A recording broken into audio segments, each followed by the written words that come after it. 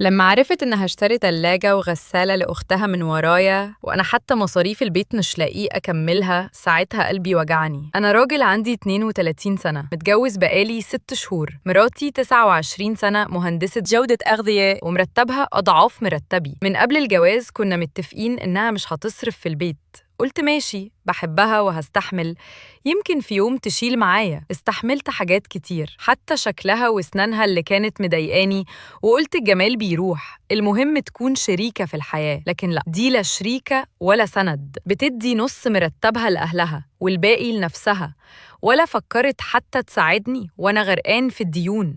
ولما قلت لها يا بنت الناس ساعديني لحد ما أعدي الأزمة، بكل برود قالت لي أنا من أول يوم قلت لك نص المرتب لأهلي والباقي ليا.